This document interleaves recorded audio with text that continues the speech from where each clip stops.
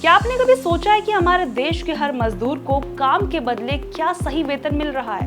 वो मेहनत करने वाले जो हमारे शहरों और गांवों की नींव हैं, क्या उन्हें उनका हक मिल पा रहा है? भारत सरकार ने तो न्यूनतम मजदूरी अधिनियम 1948 बनाकर कामगारों के लिए न्यूनतम वेतन तय किया है। लेकिन सवाल ये है कि क्या ये न्यूनतम वेतन हर श्रमिक तक पहुंच भी रहा है? आज हम इस रिपोर्ट में समझेंगे कि भारत में न्यूनतम मजदूरी की हकीकत क्या है, किन कामगारों के लिए ये नियम है और राज्यों में क्या वेतन मिलता है। नमस्कार, मेरा नाम है आफरीन खान और आप लोग देख रहे हैं तेज तरार। न्यूनतम मजदूरी क्या है, सबसे पहले तो आप यही समझ लीजिए। सरकार की ओर से तय की गई न्यूनतम मजदूरी वह न्यूनतम राशि होती है जो किसी कामगार को उसके काम के बदले दी जानी चाहिए। इसका उद्देश्य कामगारों को आर्थिक सुरक्षा देना और उन्हें गरीबी से बचाना होता है। भारत में यह नियम न्यूनतम मजदूरी अधिनियम 1948 के तहत लागू है। अब बात करते हैं श्रमिकों की श्रेणी में। अब आप आखिर कौन सी श्रेणी में आते हैं ये भी आप समझ लीजिए। देखिए, श्रमिकों की 3 श्रेणी होती है, अनस्किल्ड, सेमी स्किल्ड और स्किल्ड। अब इसे भी मैं आराम से आपको समझा देती हूँ। सरकार मजदूरों को 3 मुख्य श्रेणियों में बांटती है ताकि वेतन और उनकी मेहनत और उनके कौशल के हिसाब से उनका जो श्रम है वो तय किया जा सके, यानी कि उनकी जो सैलरी है वो तय की जा सके। अब सबसे पहले बात करते हैं अनस्किल्ड मजदूर, जिनके पास कोई विशेष तकनीकी प्रशिक्षण या कौशल नहीं होता, जैसे कि निर्माण मजदूर, सफाई कर्मचारी, खेतों में काम करने वाले।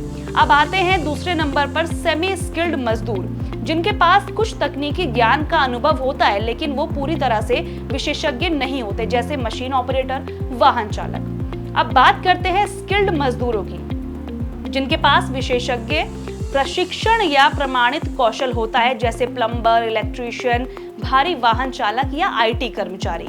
न्यूनतम मजदूरी के जो राज्यवार आंकड़े हैं, भारत के विभिन्न राज्यों में न्यूनतम मजदूरी अलग अलग होती है। ये दरें काम के प्रकार, राज्य की आर्थिक स्थिति और उद्योग के हिसाब से तय होती है।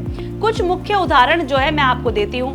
दिल्ली की अगर हम बात करें तो दिल्ली में अनस्किल्ड श्रमिकों के लिए 713 रुपए प्रतिदिन और सेमी स्किल्ड मजदूरों के लिए 776 रुपए प्रतिदिन। इसके अलावा जो स्किल्ड मजदूर हैं उनके लिए 840 रुपए का ये जो अमाउंट है वो तय किया गया है। इसका मतलब अगर आप 26 दिन काम करेंगे महीने में तो 18,500 से लेकर 22,000 तक आपकी जो सैलरी है वो हो सकती है। वहीं अगर हम बात करें महाराष्ट्र की तो 330 रुपए से लेकर 450 रुपए प्रतिदिन यहाँ पर हो सकता है।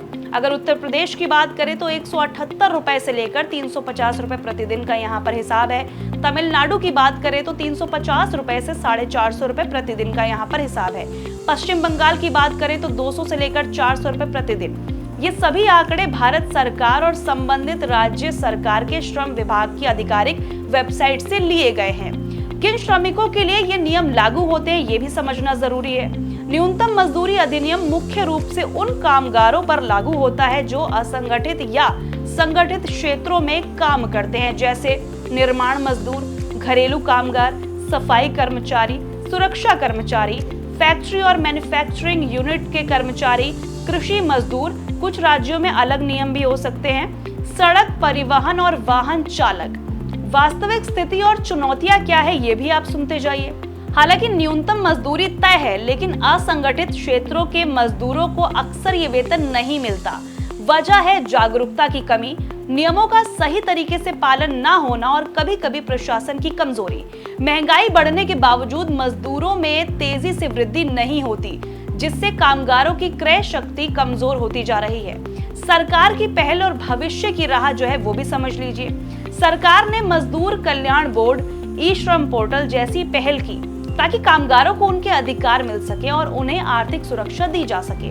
भविष्य में डिजिटलाइजेशन, स्किल डेवलपमेंट और जागरूकता के कामगारों की स्थिति बेहतर होने की उम्मीद है। अब इसमें आप क्या कर सकते हैं ये भी आप सुनकर जाइए। अगर आपको या आपके जानकारों को न्यूनतम मजदूरी नहीं मिल रही है तो आप मजदूर विभाग या श्रम अधिकारियों से शिकायत कर सकते हैं और अपने हक के लिए आपको जागरूक होना पड़ेगा और आवाज उठानी बहुत ज्यादा जरूरी हो जाती है। तो ये थी हमारी रिपोर्ट भारत में न्यूनतम मजदूरी पर कि क्या हर कामगार को सही वेतन मिल रहा है उम्मीद है ये जानकारी आपके लिए उपयोगी रही होगी। ये वीडियो आपको कैसी लगी हमें कमेंट करके जरूर बताइएगा। आज के लिए इतना ही, मुझे दीजिए इजाजत, नमस्कार। अगर आपको हमारी ये वीडियो पसंद आई हो तो इसे लाइक एंड शेयर करना बिल्कुल भी ना भूलें। इसके साथ ही हमारे चैनल तेज तरार को जरूर सब्सक्राइब करें और हाँ, बेल आइकन को दबाना बिल्कुल भी मत भूलिएगा, जिससे दिल्ली से जुड़ी तमाम खबरों की नोटिफिकेशन सबसे पहले आप तक पहुंचे।